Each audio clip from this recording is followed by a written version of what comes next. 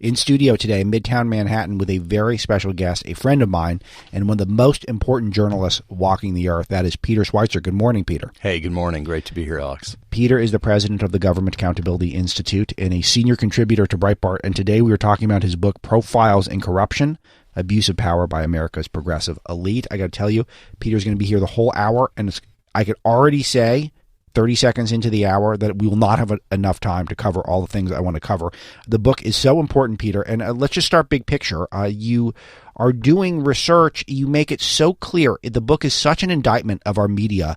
It is staggering. I have to start with this. You unearth one fact after the next of all these Democratic power players, and you're basically alone in doing this research.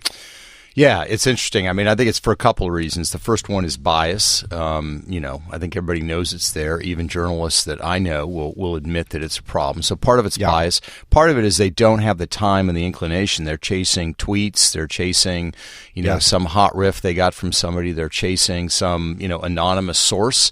This is a lot of hard work. I've got a lot of researchers spend a lot of time. So it takes a lot of grind work to dig into these documents and find this material. Oh, no doubt. And it is not windy. So it's basically every sentence has something essential in it, which I really appreciate as well, because time is money, in my view. And you go through and you walk through the life and times of Kamala Harris, Joe Biden, Cory Booker, Elizabeth Warren, Sherrod Brown, Bernie Sanders, Amy Klobuchar, and Eric Garcetti. Those are your characters in the book, and they each get a chapter. And I'll tell you what I found, and tell me if you notice this. They basically seemed as the corruption level for themselves or their family is almost directly proportional to how well they're doing in the polls. It seemed like Biden comes off as the worst, Bernie comes off as the second worst, and right on down the list, just like that. It's very interesting to me. It seems like, and you conclude with this, so I know I'm giving away a little spoiler, but noting how it is clear our system is attracting corrupt people to it, and that is very frightening. Yeah. No, I think that you hit the nail on the head. Our system is attracting that. Part of it is because there's not that accountability that we talked about earlier with a lot of media reporting. Part of it is they're getting really, really good at hiding their corruption. A lot of this corruption is legal. Yes. I mean, if you did it in the private sector, it would be illegal. But a lot of the rules or laws or regulations don't apply. The other thing I would say, though, is it's also proportionate to how long you've been in office. Those that have been in office the longest, I think, are the most corrupt, and also it's related to the amount of power they have. The more power you have, the more opportunity you have to self-enrich. So a guy like Joe Biden, who's been in office, since 1972, who's been vice president of the United States, is going to have more opportunities than a congressman who's been there for a couple of terms. Yeah, exactly. And this is, as you noted, only possible because of the Trump obsession, that all of these are being missed. Not just, Peter, there's 100+ revelations in this book, and they're all missed. And they're missed because people are chasing Trump. They're chasing, can I tweet this out 40 seconds before the next guy tweets it out? And can I fire off a brilliant take that gets me a couple of retweets from blue checkmark people? That's what our media class is pursuing right now. They're not pursuing research. They're not trying to unearth a fact about the people who are in power. Yeah, that's exactly right. And look, I mean, you and I have talked about it before. Donald Trump, needs accountability. He's the most powerful man in the world, and he gets that. But the problem is, it's become such a singular obsession, as if he's the only figure that really matters, the only one who warrants scrutiny, that everything else falls by the wayside. And that's why we felt the need to look at the progressives, because of the Trump vortex, as we call it, that sucks vortex, everything down. And then the second part of that is because progressives are unique. The reason we look at progressives is, unlike libertarians or moderates or conservatives or classical liberals who all believe government's either the size it should be or it should be a lot smaller. Progressives are saying, give us a whole lot more. Give us a whole lot more power. Government's not nearly big enough. It's not nearly big enough. And so, the question I wanted to answer is, well, what have they done with the power that they already have? Sure. If they're asking for a lot more, what have they done? And I think they've abused that power for their own personal benefit. So no one comes off well. The only person who I think will surprise people that you focused on is where I actually want to begin briefly. I don't want to dwell on it too much. But I'm obsessed with Eric Garcetti. We went to the same high school. I didn't know that. Definitely wants to be president. He thinks he's going to be president. I think he's the worst mayor in America, even worse than Bill de Blasio. I was struck by a story I read this morning. I was a huge Kobe Bryant fan, and so it was very tough. Those of you who missed my opening hour Monday, I think it was very special because I got to reflect on it. I think those of you who don't like sports, I think you'll understand why I thought of him as a very important figure, because he was an example of not just someone who's super talented, but super hard worker. But he died in a helicopter crash. And why did he take a helicopter everywhere in Los Angeles? Because the traffic keeps getting worse. The greenest people on earth keep driving more cars and more polluting in Los Angeles. In the meantime, what is the mayor focused on? We have the worst airport in the world in Los Angeles. Literally, voters rated number one. And I've been to LaGuardia, so that's pretty bad if you're seeing that it's number one. And traffic keeps getting worse. Schools have always been unusable. Illegal immigration has ruined those, and it has been forever. Homelessness getting worse. New homeless encampment on VA property now. Last time I was there, my whole life hadn't been there, brand new. And he thinks he's going to be president. And this is a guy whose priorities are ass backwards, for lack of a better expression. So, and you researched into him, which I was surprised by and I was heartened by, because he's a guy to stop, because he's terrible at what he does. Give me a Garcetti story. Give me a highlight. Well, Garcetti realizes as mayor, one of the big levers of power that he has is you've got all these developers that either want to renovate existing hotels or apartment buildings, or they want to build new ones. And they need to basically get his approval. It's very, very hard to get big projects approved. So he set up this mayor's fund, which that sounds great. Let's have a mayor's fund. Mayor's fund, yeah. But basically what it is another pocket into which large developers need to deposit money. They need to donate to his campaign, but they also need to put it in the other pocket, the mayor's fund, which he then doles out to people that endorse him, people that support his campaign. And what you find, I know this is shocking, the people that give him money get their projects approved. Unbelievable. I'm stunned. No, it is, you paint a vivid picture. For those of you who read the book, you're going to need to read the book, get all the details. But it's basically a way for people to buy favors from him. It's you put some money in the mayor's fund and you go to the top of the line. It's a fast pass, like you're at Disneyland. Yeah, no, that's right. And what ends up happening, I mean, we're not talking about just sort of skirting certain rules.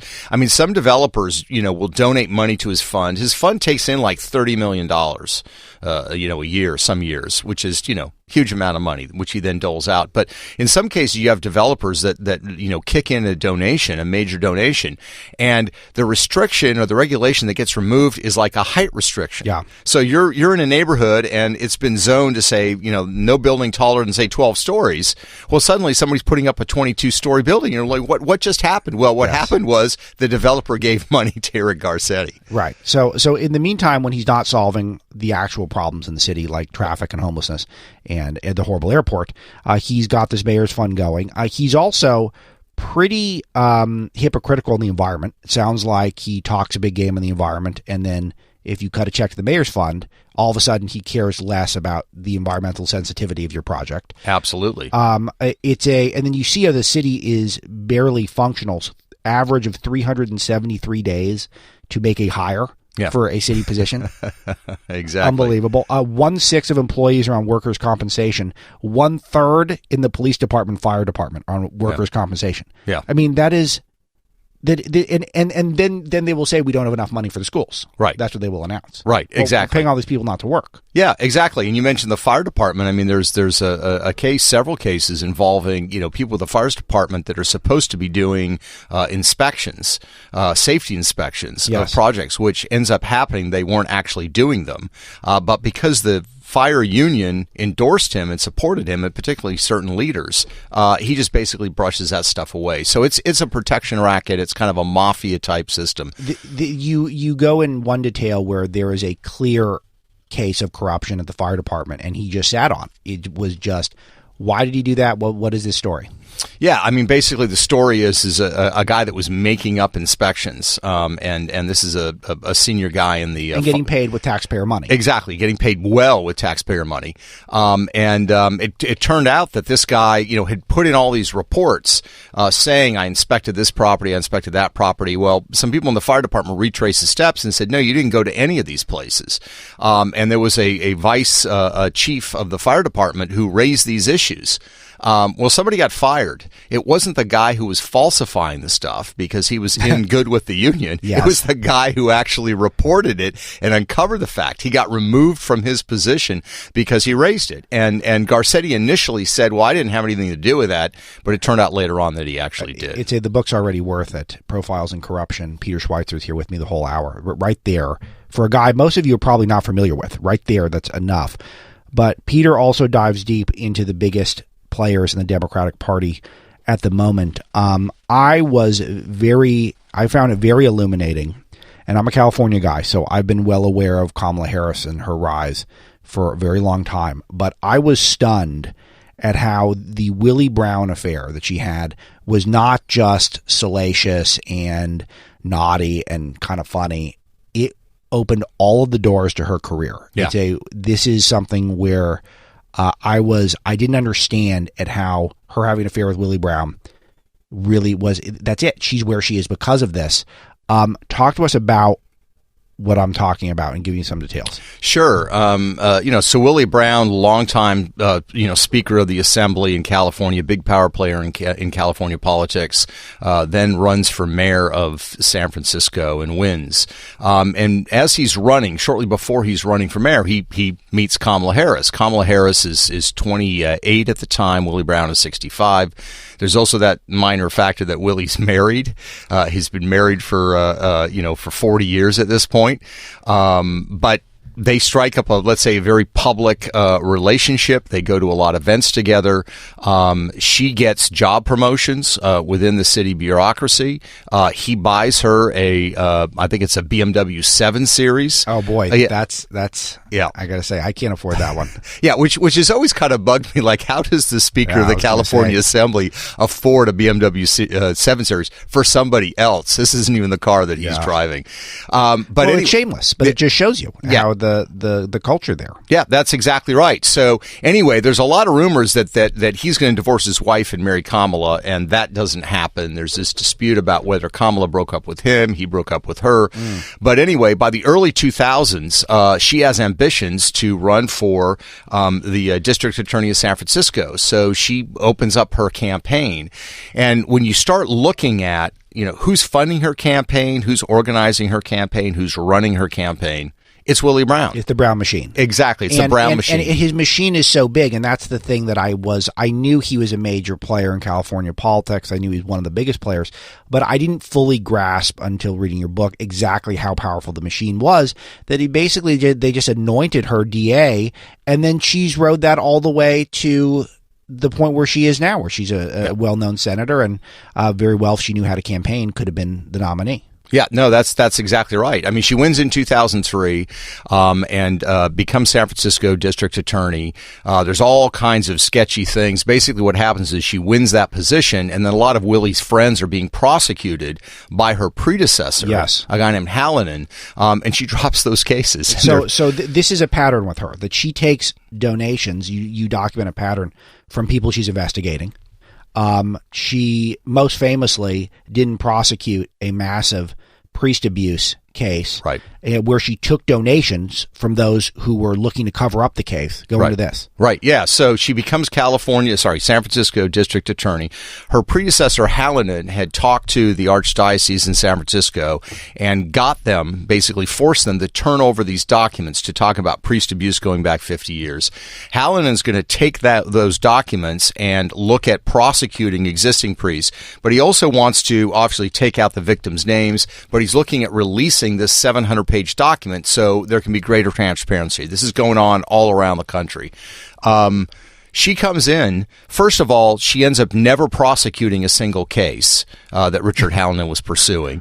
But the second thing is this document, this 700-page document that all the victims groups want released, she deep sixes. Nobody can now even find that document. Now, what's curious is her rise to power is related to massive donations from people that are connected to Willie Brown, but also connected to the archdiocese, the law firms that are handling all of these priest abuse cases, the law firms that handle commercial transactions for the archdiocese, and this is particularly important, the political machine in Northern California, in San Francisco, including Jerry Brown and the Getty family, are all tied in with sort of the Catholic hierarchy that really elements of it want this to just kind of go away. So it's a massive cover-up in that regard, and Kamala Harris is unique. She has that position in San Francisco for 7 years. During that 7-year period, she never prosecutes a single case of priest abuse. If you look at the other top 50 metropolitan cities in America, that would certainly include San Francisco. San Francisco is the only one during that time period that did not prosecute a single case. Brilliant. Yeah, producer Paul reminds me, Eric Garcetti's also working on Latinx representation in film. So that's good. So we're not going to fix the traffic. We're going to continue to be corrupt, but we will have more Latinx in film. That'll fix Hollywood. All right. So the two front runners come off as the worst in the book, and no one comes off good, as I mentioned. But the two that come off worst are Biden and Bernie, and let's take them in order. It's Biden. Some of the stories are just funny. How Six Pack Joe would have the Amtrak train held up so that everyone else had to be late. That's one of my favorite stories. Go for it, Peter. Well, no, it's one of my favorite stories because it's something we hear all the time. He's Amtrak Joe, and a regular guy. He rides the train. Which, by the way, that's like $500 in train fares a day. So I don't know if that's. I don't know how working class that is. Exactly, but it's got that motif, right? It's got the working class motif, and so we were just kind of looking at Biden and his career. What we ran across were these stories in the Delaware papers about Joe does ride the train all the time. But if Joe's running late, Joe calls Amtrak and they hold the entire train until Joe shows up, which is great for Joe. I don't know that Alex, you and I tried that would work. And I'm sure the other move. And I'm sure working class move. Yeah, the other commuters probably wonder what the heck's going on? Why is the train not moving? So that to me represents the dichotomy of the image we have of Joe, which is Amtrak Joe, and the reality of reveals how he abuses that power. Sure. So let's get into some of the big reveals. And the China ties with Joe, I still don't feel like we've adequately got this into the public consciousness. Yeah, I agree. I mean, it's China is no question our biggest rival on the stage. I mean, Russia's a declining power. Japan, the European countries are not rivals the same way. It's China. And you have this situation where Joe Biden becomes vice president of the United States. He is the point person on China. He's somewhat of a old hand at China because he was on the Senate Foreign Relations Committee all those years, traveled to China. He becomes vice president, and then suddenly, sort of out of the blue, his son, Hunter, gets these deals courtesy of the Chinese government. Yeah, and we all are talking about the Ukraine deals because the president is really getting impeached over them, which is unbelievable. Blows my mind. Yes. But the China deals are bigger. These are even bigger deals, and they're even more shameless because he's traveling on Air Force Two. There's literally photos of him coming out of Air Force Two. Guy knows nothing about China, and he's getting these deals, billion-dollar contracts, no competition to them. It is so clear that the whole point was, and this came up in a conversation yesterday we were having, Peter, that it happened, Ukraine happened in China. This was all about trying to buy policy influence via Hunter Biden. Absolutely. There's simply no doubt about it. And Joe let it happen. Why did Joe allow for his son? Let's do Ukraine first, then go to China. Mm-hmm. He's in charge of Ukraine policy. Right. And his son is taking a fat check every month, $1 million a year from Ukraine. How could he have allowed for that? I think it's a common thing you see. You see Republicans do it as well sometimes, although I've never seen a case this egregious, where they believe they deserve it. Joe Biden convinces himself, I've been serving the country in the Senate for 40 years. I made all these sacrifices for people. I even ride the Amtrak train. It's an entitlement. Yes. See, but this is the thing. That's why it's important, the story about him holding the train. Yes. That it's the he feels entitled to this. He absolutely does. And what's important in this case, Alex, and I mentioned this, is people say like, well, if you got the name Biden or Bush, you're going to have certain advantages. But the key on all this stuff you have to look at, I think, with corruption is timing. And you mentioned Ukraine, and the timing is clear. February of 2014, Putin moves into Crimea. That creates this whole crisis. In March, the next month, March of 2014, Joe is point person on Ukraine policy. Within 3 weeks, Ukrainians suddenly decide, hey, Hunter Biden's the guy, the expert, we want to join this company. And yeah, we need to pay him $1 million a year. You look at that and think, this is absurd. It's not like he was advising Ukraine in 2005. It's same thing with China. They do the pivot to China in 2011, 2012. Joe goes over there, one of his first significant trips, and what does he do? His son comes with him. Yes. And 10 days after the trip, the son suddenly announces this $1.5 billion private equity deal. It's clear, it's crystal clear what's going on here. So the $1 billion deals don't stop there. They don't stop with China. He's also has them with Russia, right, and Kazakhstan, greatest country in the world. Right. So, yeah, by the way, these are all countries with lots of transparency, a lot of checks and balances. They all have a Securities and Exchange Commission that tracks these things. No, it's a rogues gallery. And so Hunter Biden has this company, Seneca, that Rosemont Seneca, that's involved with the China deal, which is also Teresa Heinz Kerry's son. Owns half of it, correct. So, whose stepfather was Secretary of State. At the same time, very convenient. That doesn't smell. Yeah, that's very convenient. But he also Hunter Biden also sets up this other company called the Burnham Financial Group. Right. And the Burnham Financial Group, when you go through, there was a court trial, so we got access to some of the corporate records. I mean, again, you've got deals with Kazakh officials, with a guy named Rakashev, who's this Kazakh oligarch. You've got this reference in corporate documents to this $200 million deal that they have with Yelena Baturina. Now, Yelena Baturina is the ex-wife of the mayor of Moscow. And if you spend 5 minutes on Google with Yelena Baturina, you realize that law enforcement across the Western world believes she's at the center point of Russian organized crime. Well, they're saying in corporate documents, we have a $200 million deal with this individual.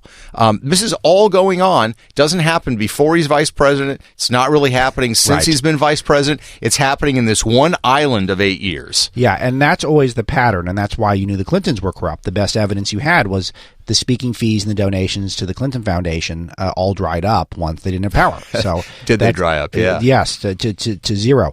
Okay, tell me about Devin Archer. So Devin Archer was a classmate with Chris Hines at Yale, and he and Chris Hines and Hunter Biden set up this partnership, this company, and he's really the deal maker in a sense. I think he's the guy that shows up in a lot of places. But Devin Archer not only wants these deals, he also says Burnham Financial Group, where Hunter Biden has an office and is on the payroll, wants to do this deal with the Oglala Sioux tribe of South Dakota. Okay, so we got Kazakhstan, China, and Ukraine. We're also going to throw in the poorest Indian tribe in America. Literally the poorest. Literally the poorest. And what he convinces them of is, let's do this $60 million bond scheme that ends up being a fraudulent bond scheme that's an attempt to basically rip off these Indian tribes. And, by the way, let's rip off some labor union pension funds as well. And he ends up being charged in 2016 on this.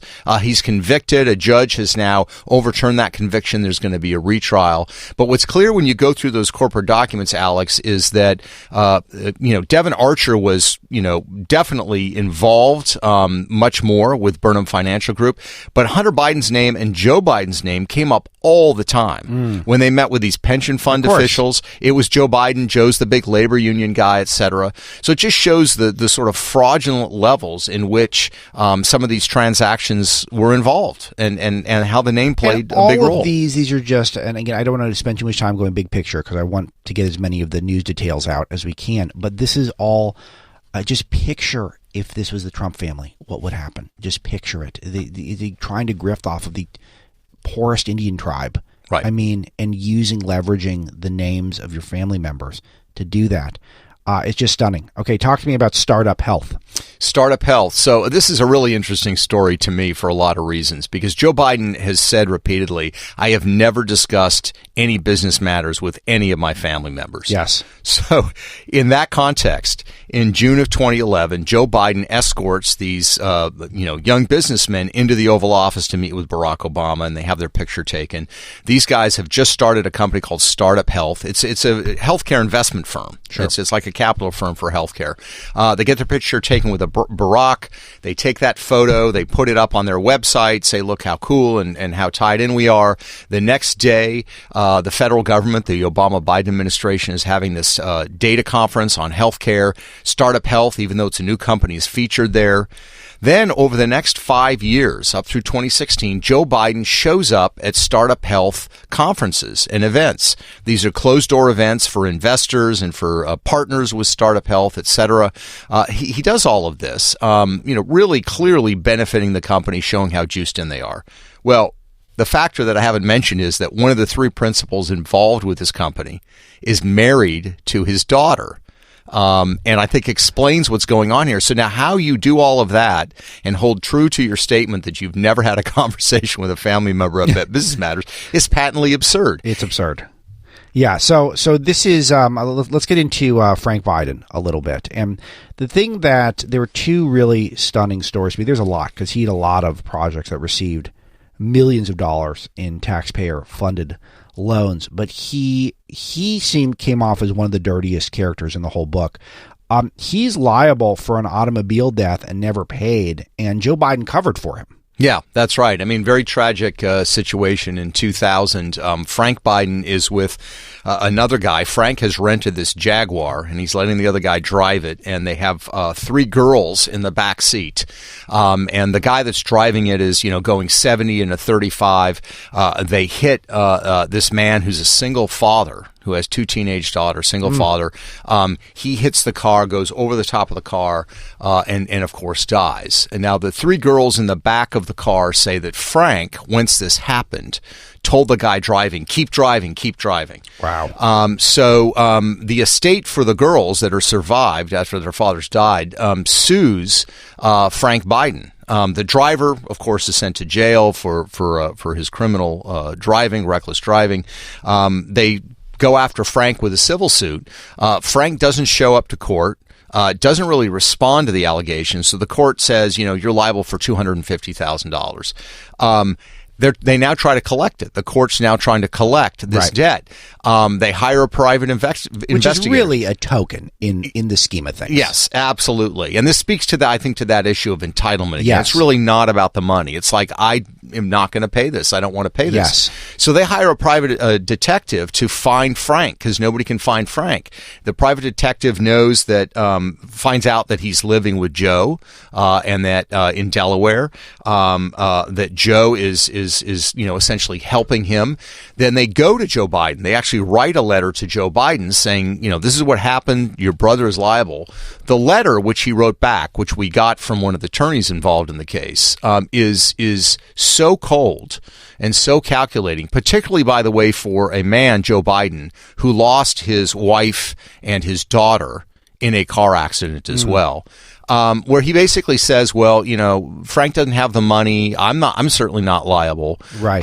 And I just wish you well. That's basically what he says in this letter. And so that sort of sets up the entirety, in my mind, for a lot of what Frank is doing, which is Frank is doing overseas deals in places like Costa Rica and Jamaica. Because why does he want to do them overseas? Because that's beyond the reach of the court. That debt now is ballooned to like $900,000. Unbelievable. And in the meantime, he's also running really what my notes say is a real estate charter school grift, where he figured out a way to cut these real estate deals for charter schools and was able to enrich himself that way. Talk to us about this a bit. Yeah, so he sets up this company that's involved with charter school real estate. Now, I think charter schools are great. Same. I think they're very, very good. Not all of them are perfect, but better than what we absolutely. got. So, big fan of charter schools. But what he realizes is that there's not much money to be made in running charter schools. The money is to be made in the real estate of charter schools. So basically, he gets involved with investors. They buy properties and then they lease these to charter schools. The charter schools, using taxpayer money, are essentially paying off their leases. And one of the things we found, Alex, is that some of the people that he's involved in that finance these deals are the most sketchy of characters. There's a guy that has a criminal record, a violent criminal record from the past, was widely believed in southern Florida for being involved in the drug trade. His brother actually was found in a shallow grave because of a major drug deal gone bad. And yet Frank Biden did major real estate transactions and deals with these guys and helped them make money through this charter school grift. And he said, look, there's no money in charter schools. The big money is in the real estate, and that's where I'm spending my time. It's unbelievable. And we haven't even touched on the entirety of the Biden family, the Biden five: Frank, Valerie, James, Ashley, and Hunter. There's so much more on Biden in the book, but I do want to touch on some of the others. But the main takeaway I took from Biden is that Joe Biden is either too weak to stand up to his family, or he is in on it. And both are terrible, especially if he's running for president. It's one or the other, because he could not stand up to his family. He let them grift off the American people repeatedly and take advantage of not just his name, it's his office. It's Correct. His power. Right. It's that we give to him as voters. Or he was in on it. He's just a liar, stone cold liar, or somewhere in between. Yeah, no, I think you're exactly right. We don't know what goes on in his head, but people will say sometimes, well, politician can't control what their family does. Yeah. And that's true, but you can control their access to the levers of power. And we know that Hunter flew on Air Force Two with his dad right before this deal was secured. We know that other family members have come to White House state dinners. We know that Frank Biden, who's engaged in all this, bizarre commercial activity, actually met with Barack Obama with 3 other people in the Oval Office.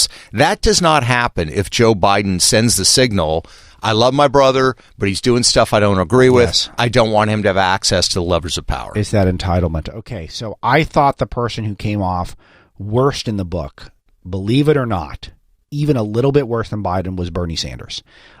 We all knew that Bernie was the only socialist in America with 3 homes, one that is lakefront.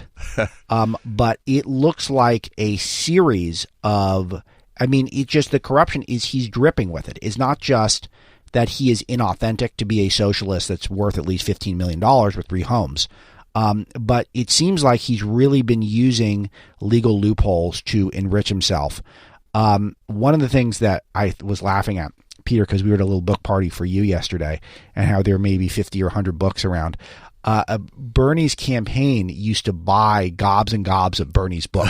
Right. So that was so you donate to Bernie, and then Bernie buys Bernie's books. That's right. And that's the pattern that he had his whole life. So let's start with Burlington College, right. Which seemed like a legit fraud to me. Talk to me about Burlington College. Yeah, Burlington College was because it's now shut down, was this, sort of, let's say, hippie college that had 200 students and it had, financial troubles. It was kind of limping along. And they hired Jane Sanders, Bernie's wife, to come on as president. And they're very explicit saying they brought on Jane because of who Bernie was and the connections that he has. So Jane becomes the president of the college. She's being paid a very nice salary for a college that size, about $180,000, $200,000 a year. Yeah. And she has ambitious plans. She wants to expand the college. So she takes on these loans to buy additional property and buildings so she can expand the college. Now, the problem is, on these bank loans that she applied, the applications, she claimed several individuals had committed to making $1 million or more contributions to the college. And that was essentially what she was saying, where the money was going to come from the loans. The problem is, after the fact, after the college collapsed, people went back and asked those individuals, they said, I never pledged that money. I never pledged that money. So this spawned the FBI investigation to look at, was she engaged in bank fraud by deceiving the bankers? But the problem is even more direct in the sense that they take on this debt. They're having financial difficulties. They're limping along. They're having cash flow problems. What's going on while that happens? Well, Jane, the budget of the college is like $3 million a year. Jane starts funneling money to a woodworking school that just happens to be run. It's an unaccredited woodworking school that just happens to be run by her daughter. and she sends $500,000 unbelievable to this entity, kind of like a sixth of the budget. Maybe yeah, while her college is having these financial difficulties. Unaccredited woodworking school. This isn't a joke. Not a joke. Yeah. Joe Biden would say. Yeah, and it fits the pattern. I mean, we see this all the time. Family members get hired, and but let's talk about maybe the biggest reveal in the Sanders section, which is the media buying, and Bernie finding a loophole to really, it appears, make himself incredibly wealthy, and we don't even know how wealthy. Talk to us about this.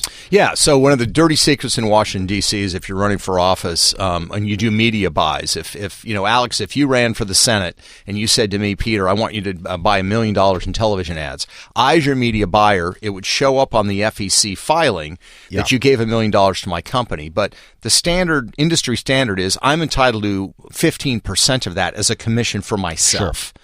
But that never shows up. Well, Bernie apparently figured this out because Jane, his wife, became his media buyer for his congressional campaigns. So we don't know exactly how much money she got, but we believe it was probably in the magnitude of $150,000. But the big money came when he ran for president in 2016. And there's a lot of mystery here, but I think a lot of reason to be concerned. Because this time, he's running for president, he's got all this money, he's going to spend $83 million on media buys.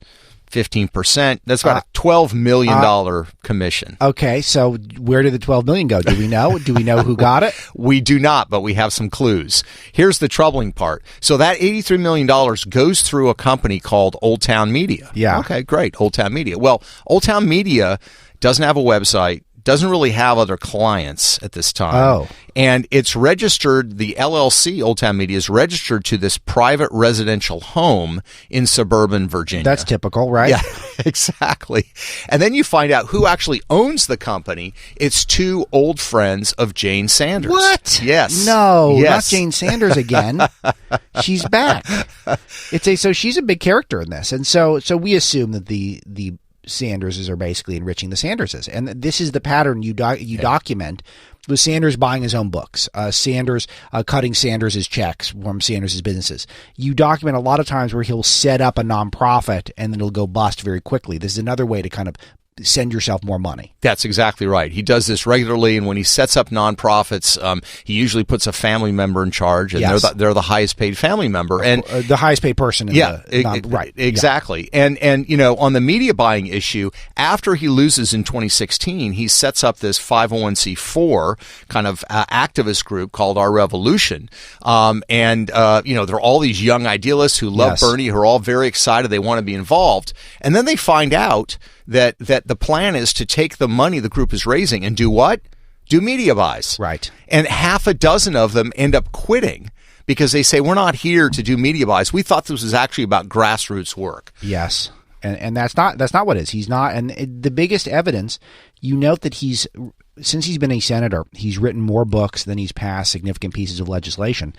And because he's a socialist, I'm sure none of the books have a copyright. I'm sure he just lets them out. They're just available for anyone who wants to use it. Right. Yeah. No, he takes the profits. The only person that's written as many books as him in the Senate was the late John McCain. And McCain, you could argue, well, he had some war stories to tell, obviously. Sure. And a big opinion of himself. Yes, he had a big opinion of himself. And he did donate some of those proceeds to charity. Yes. Bernie does not do that. The biggest charity in Bernie's life is Bernie. Yeah, that's exactly right. See, I got to tell you, and this is we're just scratching the surface on Bernie, and it's his army of small donors. Peter, you noted that sometimes the small donors is the same person 50 times. Right. Who's worth, $500 million or something. And right. The small donors.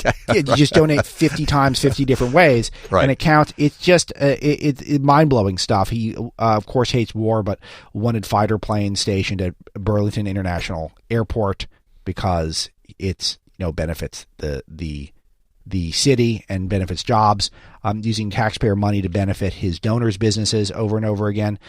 His campaign bought $500,000 worth of his own book. I mean, come on, how could you? I think I need to start. Obvious. I need to start a campaign, that's Alex, right. so I can buy my own book. Yeah, I'm so impressed. The Sanders chapter is just. It's actually that was my favorite read because it is what a character Bernie is. Yeah, I'm not going to get into Cory Booker, even though he's portrayed as a huge BSer, and you guys are not going to want to miss the story of T-Bone, the fake gang member from Cory Booker's past, which is in the book, and how Cory Booker used really taxpayer money to fund his campaigns and campaign material. You'll want to read about that. You'll want to read about Sherrod Brown, Ohio senator, who could very well be a vice presidential candidate, who lied about being a farmer and was a populist but never has had a job other than elected office.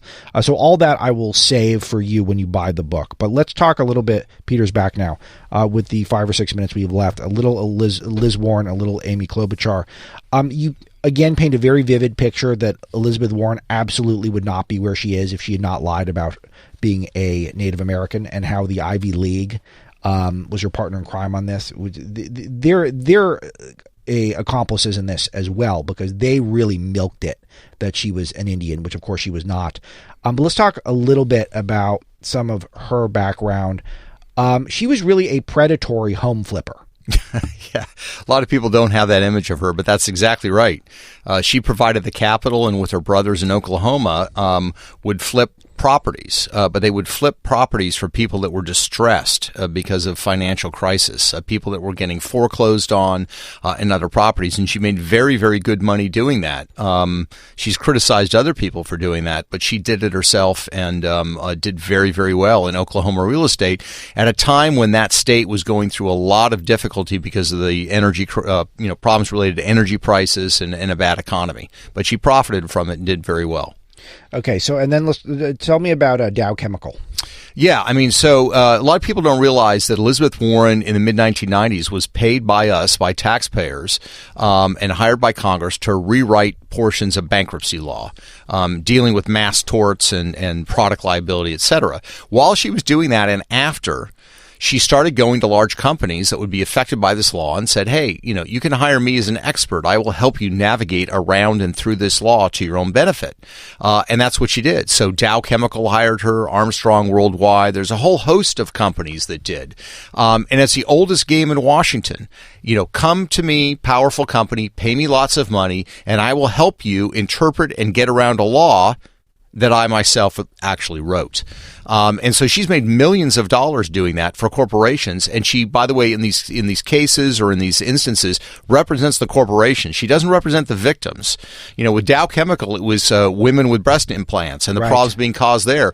Women in a lot of cases. Corporations. So, yeah. And again, I'm not saying who's right or wrong. I'm saying that she makes a living demonizing corporations. That's exactly right. But there's a second level to it. It's not just her. It's her daughter who set up this company called BTG that has a lot of corporate clients. She actually raised the money while her mother was the chairman of the TARP oversight. And you remember TARP was the Troubled Asset Relief Program that was bailing out Wall Street firms. Her daughter was raising money and hiring advisors that were being bailed out by her mother for her new business. Right. So also you go into how she's worth at least $15 million and says she's not wealthy. Right. So it's she emphatically says she's not wealthy.